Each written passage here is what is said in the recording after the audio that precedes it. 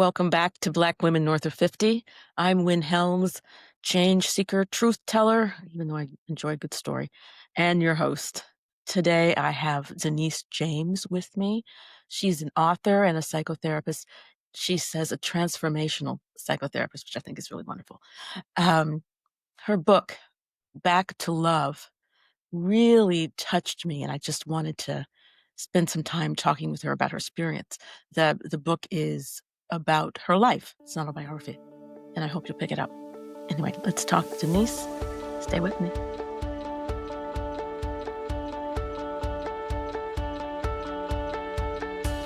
Welcome back to Black Women North of 50. I'm pleased to have with me Denise James, and I'm so curious about your life and how you got to this point. Denise, thank you for joining me. Thank you for inviting me. I'm happy to be here. Absolutely. I want to start with your first book, which is Back to Love. Yeah. Tell me how you came up with the title. I was doing a writing course. It was called Life into Fiction. And the title came to me then as I started to write more creatively, as well as the idea that over the years I've kept journals, loads and loads of journals, writing about my experiences, processing my feelings, just really tracking the journey. And the idea came to me, okay, I'm going to write my autobiography because I've got all the material there. I can just somehow weave it together. And so Back to Love, because my childhood, I wasn't raised in a home of love. There was a lot that went wrong there. And I really believe that as human beings, our core wounds often come out of childhood. And the root is this not knowing that you are loved. Yeah, after reading your book, I was impressed at how exposing and raw you were about your experiences. And thank you for that. I mean, I don't know, as a psychotherapist, you recognize, I'm sure, how important it is to get to the core issues with people. Yeah. And I one of the things I saw you on I first saw you on LinkedIn. It impressed me that you work with body, mind, and spirit, and get really to the bottom of those things. And I wanted to talk with you. It's so funny. I'm fascinated by what it looks like in England to have psychotherapy. I'm curious about the States as well, though I often watch programs of a therapy session, a clips of therapy session, and it's quite different than how we do it here. Yeah, I'm so curious about that, and how long it takes in England to get to be a therapist and all of that. But okay, we'll get to that part of your story in a minute. You decided quite firmly at the age of 18 that you wanted to be a mom. Yes. That is so amazing to me. Tell me what was going on that you'd made that decision. Okay, so it goes back to this not feeling like I was loved, not feeling like I was raised, and well taken care of. And though I was 18 and supposed to be an adult now, I just didn't feel like I had been raised, that there was more that I should have got from my childhood that I didn't. So when I finished secondary school, I wasn't quite sure what I wanted to do with my life. I was once again still very much on my own because my mum wasn't there. So I went on to do a community studies course in the class that we was looking at child development. That's when the idea came to me. I was thinking, I'd love to have a child. I used to love dolls. Good start. Yeah. So the idea came to me then, and then I just set about executing it. But it came from this need to have my love received, and I thought if I had a child, then it could be like a second chance for me. It will give my life direction. But then I'd have that experience, that mother-child experience, that there could be some kind of repair for me psychologically. So, yeah, there's a lot of things going on. Absolutely. And a couple of things just occur to me that, well, you had to raise yourself a lot of the way up. So at 18, you were more of a parent type than most 18-year. I'm thinking when I was 18, I was not thinking about children. Yeah, yeah, yeah. It's not until other people ask me about that or recognize that, for your age, you made some kind of big decisions and the way you went about it. Well, I didn't recognize that. I was just getting through life. Yeah. Well, at 18, of course. And the fact that you chose to be a mother at 18, and I mean, I'm not a mother, so I can only speak to examples of how difficult it is to raise a child. Oh, And to 18 and raising a child, it's just amazing that you made that choice. yeah. Um, and let me just throw in here, you got to read her book. Let me just say that right away. Um, you said a couple of things, and I'm gonna mess up what you said. So That's cool. um, you said um, fake is becoming normal with people needing to learn to be authentic. What did you mean by that? I don't know. Everybody's just really behind a mask.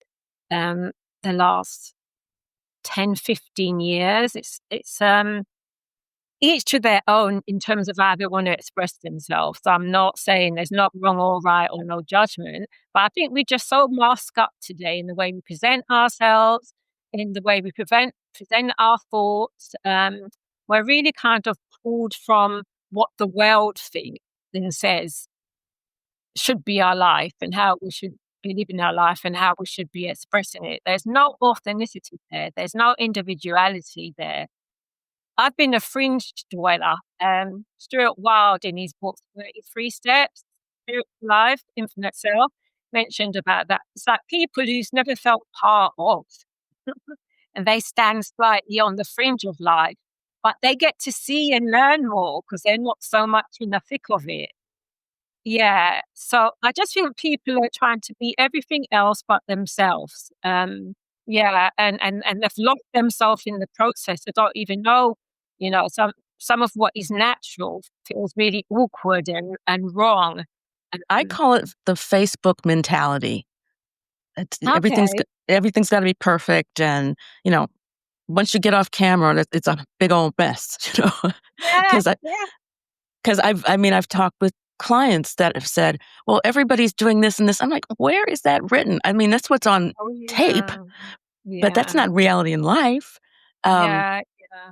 I But try the to get people. outside world, because of social media, has just become so important in the lives of people.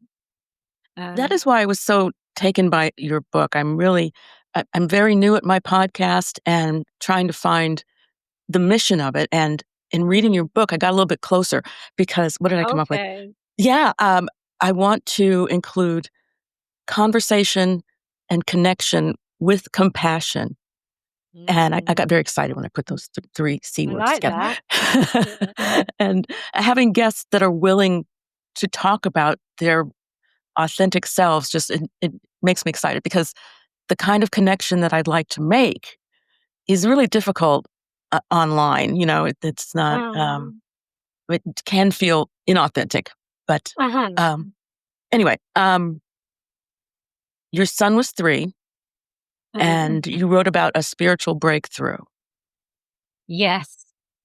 Yeah. So there was I, because part of the vision, the dream of having a child is right. I'm going to create my family, and this one's going to be filled with love, and it's going to be a happy one. It's going to be a happy home. Um, 3 years into the relationship, his dad, he had a lot of issues, caused a lot of heartbreak, and my family that I was trying to create began to break down. At the time, I had an eating disorder, um, and that got worse. I had bulimia. Um, I couldn't sleep properly. My thinking was, things just felt funny and scary. And then I remember the promise I made to myself and my son, that bringing him into the world, it's about breaking generational curses as well. So bringing him into the world is meant to be his best of start and my new start. And I can see, as I remained in the relationship with his father, that just couldn't happen, you know. Yeah. So, and it was compromising my well-being. So that's when I went to the doctors one morning, and then the doctor, done some questioning and conversating, and he said that he thinks I'm having a nervous breakdown, and I sound very depressed. Um, and my healing journey, that was when my life turned. It started then, because I always had a feeling something wasn't well and right within me. Something was wounded perhaps, but I didn't have, I couldn't conceptualize that. But when I went to the doctor and he mentioned mental breakdown, nervous breakdown, depression, um, then I went straight to the library. So I loved reading. I read change, and I went on my healing journey. I went on the path. I went on the road, and I've remained there. And that also meant going back into education, because I would become a single parent. So I knew that I had to still set up my life in a way that, benefited me, my development, and my son and his development. So I went back in, and I knew I could have done better in school, but you can't learn when you're poor. It's not a Look, you learn what priority. you learn. So I went back. I went into therapy and I went into education. Those were two key parts of the journey and the beginning of the journey. Yeah. And also, it was in therapy and the experience of therapy and making so many connections, understanding what happened was actually traumatic. It wasn't normal. My eating disorder was a symptom of deeper problems that needed to be looked at and understood. And it really began to help me. And it dismantled the bulimia quite quickly. It was still a process. Um, and that's when I also made an important decision, which was I want to be a therapist. I want to be able to provide people in need this kind of service. Yeah. Transformative psychotherapist, Mm. which I Mhm. thought I Yeah, love yeah, that. I may yeah, steal that from you, just saying. yeah. Because as therapists, not all of us are working in a transformative way. Yeah, yeah, we can be very much focused on symptoms and problems, and we're more than that. We're more than symptoms and problems. Yeah, I say at the beginning of each episode that I'm a change agent because I like the Mm, idea of people growing in what they have and what they've learned and their experiences to move forward in mhm. a positive way. Yes. So transformation is Yeah, and be a light for the world or a light for someone else. You don't keep when you've done that type of change, that kind of transformation, you don't keep it to yourself. You I share think it. there's a problem there that people do. Yes, that's what I was saying. Not all therapists or counselors are working in the same way. or people in life. Not all of us are on the same path. Yeah. And I think maybe like you said in the last 10, 15, no, there have been two things going on. The Facebook mentality and leaning toward authenticity as well Mhm. in various Mhm. sects of our culture. And Mhm. clearly you're leaning into let's just be honest about our experiences. Yeah. And I'm I'm so happy to be talking to you because as an interviewer, I want to get to the base of what my guest is talking about. And then I'm a little bit nervous, like, do they want to talk about it in real Yeah. terms? Open book. I mean, if Yay. it's going to help someone, this is surface. If it's going to help someone, then I'll be the sacrificial lamb. Tell me about when I saw the words spiritual breakthrough, I thought, okay, this has to do with some form of religion or um, am I right? Or is that No. So spiritual breakthroughs, because when I went to the doctor and I got those diagnoses and he suggested antidepressants, sleeping pills, um, and I found therapy. I didn't take those for long. I thought these could have helped me. Um, I'm not saying that they're not. Um, um, I went on a journey, so I saw that nervous breakdown as the spiritual breakthrough, because it took me on a journey to healing and wholeness and to the unapologetic expression of my authentic self. Well, first I had to go and find her and heal her and love on her. So that's where I see spiritual, but also spiritual comes in. As a child, I used to take myself to church. I felt a family there in a way that I didn't. Um, but also, what I going is a spiritual. What I could say about the spiritual, that we're on a spiritual journey, so it isn't just about looking at your past to identify the wounds. It's looking at your past um, to find your authentic self, your true self, your essence, your spirit, the dream. It's more than psychology. Yeah. Um, Yeah, I guess that's where I was going. We all have I talk to people about their spiritual beliefs, and I'd start most sessions that way because I don't wanna offend anybody, because mm, I think I'm hilarious, but I could be, I don't wanna offend anybody. Um, in my own I'm just finding in myself the courage to talk about my own spiritual beliefs, which is why I was asking yeah. you. And Yes. I find it within. I don't think of God as being out there somewhere. Absolutely, I missed that one, and my second book, that's what it's called, Inner Life Rights. It's all about that. That's what I missed, the connection. Because I've always had that intuition, even as a child going through everything I was at, something bigger was with me, that this was just temporary, that this isn't supposed how it's supposed to be. So that's why I was keen to reach 18 and, take over. This wasn't it.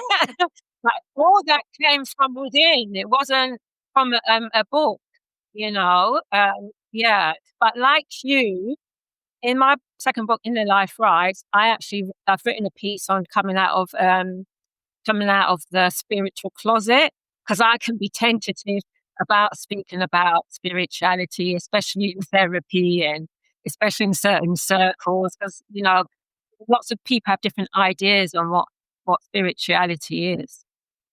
Yeah, and one of the things about doing this work is, meaning podcasting, I have to get past the fact that there are going to be a bunch of people who don't agree with what I have to say, which is, it's just going to Yeah. have to be fine. Because I mean, when I struggled with figuring out how to have a church spiritual community, I thought, well, goodness, a lot of these beliefs are basically boiled down to the same thing, you know, and Yes, then I thought, okay, well, then I don't really need to be a part of one particular religion. And exactly. and finding people who felt that way felt great. I keeping those thoughts and feelings to self felt kind of stifling, and Mhm. create a community that people that felt the same way felt really wonderful. And Yeah. it sounds like you found community in other places other Yes. than church. Yes. Yeah, and I've been to church. I was in a church for a good 10 years, just down the road from me, but I was only there because they were very open-minded, and it was really important for me to still have my own thoughts and my own beliefs, and to challenge things if I felt like my spirit was calling me to. And they were very open. They weren't, yeah, they were very different kind of church. That's why I stayed for so long. Are you Yeah. familiar with the Church of Religious Science? No? Okay. It it's not Scientology. It is a wonderful belief system. I'll put it like that. And I ask because it sounds like where you went to church. Okay, okay. I'm still looking for community like that because I tell you, throughout most of my journey, my community has been mind, body, and spirit. It's been hard finding places where I fit. Um, yeah. So I'm still looking for that spiritual community. I mean, I joined a Buddhist group, but I'm not a Buddhist, and it's very Buddhist. So I'm tired of picking out bits and pieces from here and there. I want Yes. all those bits and pieces to come together in one It place. it's like a quilt. Let me just pull this piece from here and Yeah, just put it all together. Absolutely. yeah. You said something earlier I want to go back to. Um, you said you were fringe walker? No. That's it. The fringe dweller. That's yeah. Spirit world. Um, the infinite self, very spiritual. It's I think Stuart Wilde was right in 70s, 80s. But I like that term that he used, the fringe dweller. Yeah, yeah. Before we get on to the stuff we're both interested in, in terms of psychotherapy, another quote that I thought was really Mhm. good. The further away a society drifts from truth, the more it will hate those who speak it. Yeah, George Orwell. I just thought, oh my yeah, goodness, that hits it on the head, doesn't it? yeah. That's the time we're living in. Yeah, Lies get more attention than the truth. The truth gets attacked. Truth's under attack. it's interesting to start conversations about truth and authenticity with people who either, I don't want to say they don't get it, or aren't willing to go there yet. Mhm. Um, and it's hard to have conversations because, okay, we're not on the same level here. And Page. and Uh-huh. I'm not talking about education or anything. I'm just talking No, no, about, no. It's about a mindset. yeah, it was a mindset. Yeah. Absolutely.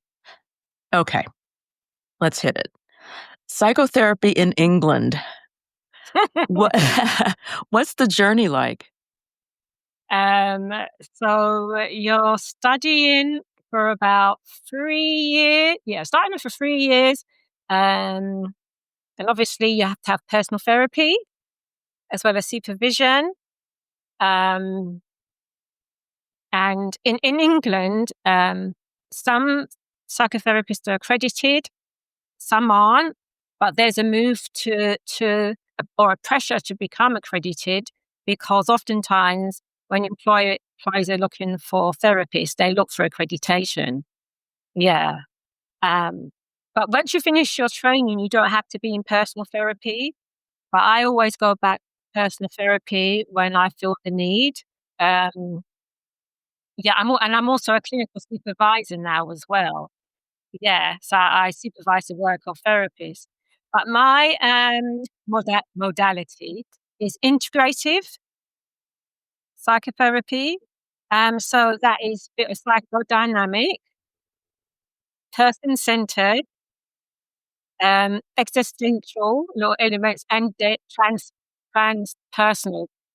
But the main tenets is person centered and psychodynamic because I've experienced trauma and I've worked with a lot of people who's been through trauma, then you have to go often like train up there.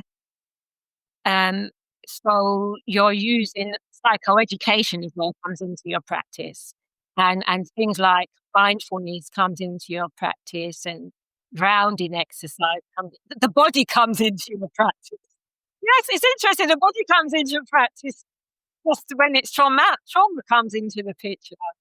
Mind, body, spirit. Absolutely. Yeah, whereas that's who we are. So, yeah, to have an approach that includes all of that is very, I think, important. But then that's if we're working with change and transformation. It's similar over here. Okay. I gotta say it's been like 25 years since I've been through it, but, you go and get your bachelor's degree. Yeah. Oh, yeah. You got to get the degree first. Yeah. Over here, you Right. got to get the degree first as well. Okay, and then for us, it's 2 years to get a master's in Okay. psychotherapy. Um, we had to do 150 hours of, um, direct service during the 2 years of work, and Yeah. then to be licensed, It was crazy. It was like 3,000 hours or something Oh, to get. wow. Ours is, to be accredited, maybe that's your It's form of, probably. license, you have to do 450. I'm a little bit jealous. No, I'm Oh, I'm a wow. lot jealous. You have to do how many? 3,000 hours. And once again, it may be more now, but this was back 25 years ago. Yeah, mine Um, mine was back as well. okay, Yeah. it may have changed now, but it was yours that you had to do a combination of families and children, adults, Yeah, couples. a Did, bit of did you have to? yeah, yeah, Uh, yeah. oh my Wow. goodness. Okay, Hours, so it's okay. not And then 450. we get supervision in our work as Oh, well. absolutely. Okay, yeah. No, Yeah, 'cause I no. was doing this program called, the Black Women's Resolution. Was working with a lot of black, therapists, female therapists from the States, or was it Canada as well? They said they didn't have to, it wasn't a requirement for them to have clinical supervision once they qualified. Once you're licensed, you don't have to have supervision. Oh. I think we're still encouraged. I don't think it's enforced. I'm under a regulatory body called the British Association for Counsellors and Psychotherapists. Yeah, they're the main body. Yeah, Yeah, not the only. while we're getting the 3,000 hours, we're under supervision of someone who's I would think with 3,000, you're good. I was yeah. like, you wouldn't be. You should know what you're really doing by then. You would think, right? I I I don't want to downplay my colleagues, and it's all about how you take it in and who you are and how you give it back to our clients. Um, Yes. and I feel so fortunate to be part of a group of people that are wonderful, wonderful therapists, Yeah. and we agree on things and have the same mindset. Um, Yeah. Yeah. My practice now is also unapologetically social justice informed. yeah, we're not going to talk about Looking that at right now. the decolonializing of therapy, adding ourselves in the picture, and our experiences, current and generational. So I include all that, depending on which client is sitting in front of me, all that's open for exploration. Tell me about the people of color in London. Do you find that people of color come to therapy as well? Yes. I think 90% of my clients are people of color. I think especially since COVID especially, but in the last 10 years, there's more, trained Black therapists, female. The men are coming up now, but it's still mostly, women. Um Yeah, there's a lot. I have a lot of supervisees, and yeah, we're out there to the extent that, um, if you're looking for a Black therapist, you've even got a choice. You got more choice of pickings.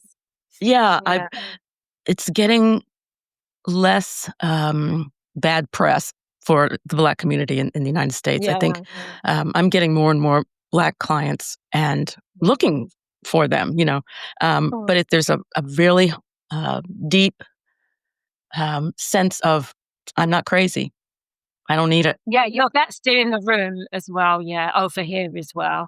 The judgment, not understanding that therapy, you don't have to go there because something's wrong. You can seek therapy because you keep running into the same obstacles and you're trying to get to your dream. Right. It's like this is to help you move forward. It's so funny. I think of little kids when they're born, they get a birth certificate, and maybe they need to get some letters of recommendation to therapists just right off the bat. At 12 years Yeah, old, you are yeah, you you are programmed to go to this therapist, and I just think yeah. everybody can use Yeah, everybody can do it because someone said that we're not fully grown until we've all had a chance to do our own independent investigation of the truth. Because a lot of what we taught, let's get on to miseducation, a lot of what we're taught, and the world has to say is going back to truth as well, and distorted, yeah, and just half the story. So we're supposed to go off and find out things for ourselves rather than rely on secondary sources. Um, yeah, Are you familiar with internal family systems yeah, modality? That's I'm leaning into that more yeah, um, than I have, and EMDR, eye movement desensitization reprocessing. Th- They both combine body, mind, and spirit. yes, exactly. They call those modalities call to me to work with my Yeah, clients. yeah. I dip into them as well. And even in transactional analysis, yeah, um, especially when it's communication style, the understanding of the parent, the adult, and the child. Yeah. I don't know a lot about it. Tell me about. It's a bit like internal families. I would think that may have been influenced by it. Eric Burns. Yeah, he was an American, I think. But it's transactional analysis. It's like in people's communication, you can see it. Um, when you're in kind of a critical spirit, that's often the parent spirit, a negative parent spirit from the past in a communication style, very judgy, shoddy. Um, and then there's a child who just, you know, tantrums. We've seen adults who just tantrums, you know, and then there's the adult side. And when working with that system, especially in communication, you're trying to help the couple. I'm talking about couples. I do a bit of couples therapy as well. To communicate, come from adult to adult, and an adult listens, cares, asks questions. Whereas the child state and the parent state, the negative aspects, but they also have positive. It's a bit complicated, but so is IFS, isn't it? Uh-huh. Yeah. Do you work with inner child kind of therapy at all? Absolutely. Absolutely. I knew the answer to that, but I had to ask. Okay. Because when you said back to love is about, I gotta go back and love that child because she wasn't loved, and internalized a lot of that as because something's wrong with her, rather than something was wrong with the environment. The environment failed her. Yeah. I'm forgetting you were in some groups that were very important to you. Did you, or are you doing groups? Are you facilitating groups as well? I've just started. I've got my course developed and I'm delivering one group at the moment. It's called My Sister's Keeper, an inner life writing group. Yeah, so it's a space where Black women come together, and we use writing as therapy to tell and rewrite our stories. So there's different things that we look at from one week to the next. Um, yeah, it's a really powerful space. Writing is Yeah, powerful. And it I think is. writing and then telling your story is Yeah, almost more powerful. And that's kind of yeah. what you're doing. That's what you're doing in your group. Yes, revisiting the stories we've been told, re-editing them, maybe frame them out, making up some new ones. And in that group, I draw quite heavily on my second book, Inner Life Rights. Yeah, yeah. Yeah, I only took a little bit of a look at it. It's a lot of poems. Yeah, it's got a mixture of reflections, poems. It's like little nuggets. You can't sit down and just read it in one day. You got to just grab one nugget and sit with it, chew with it, live with it. Yes, which is great Therefore, because that just also speaks to taking it in personally. Yeah, taking it in. Leave it at yeah. that. Listen, well, like I said, I'm really pleased to talk to you, and I'm so wonderful to have found you because we speak the same psychotherapy language, Yeah, sounds and it's so like. nice when you find someone that's like, you breathe a bit more, don't you? And your Yes. child comes out a bit more when you say, Yes. okay. And yes, which is part of the reason why I wanted to have this interview is because I think I'm right. But let me talk to her and find out for sure. Yeah, yeah, good. I'm really glad you reached out. Yeah. Yes, absolutely. Well, listen, I'm going to wrap things up and tell us how we can find you, um, the names of your books, and where you can be reached online. So I'm on Instagram, um, at From the Art and Soul. my email address, and still I rise 9@outlook.com. Oh, I love that. Yeah, I know. Yeah. I gotta get a message anywhere I can. You know, I'm not a tattoo person. I'm past that, Yeah, I don't have but tattoos. if I ever have a tattoo, it's gonna say, "And still I rise." Otherwise, yeah, yeah.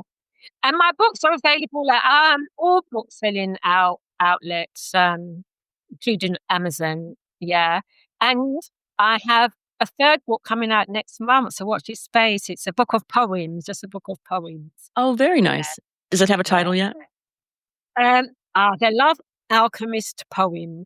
I'm so glad we are enjoying the brain fog together. This is so good. Anyway, we got through. We survived. Very validating. Denise, Yeah. thank you so much for joining me. I really appreciated your honesty and our connection has been great. Mhm, mhm. Okay. Connection with conversation and compassion, Lovely. I right? love that. Me I love too. I'm that. very excited. I love that. Thank you so Okay. much for joining me. You're welcome. Thanks for having me again.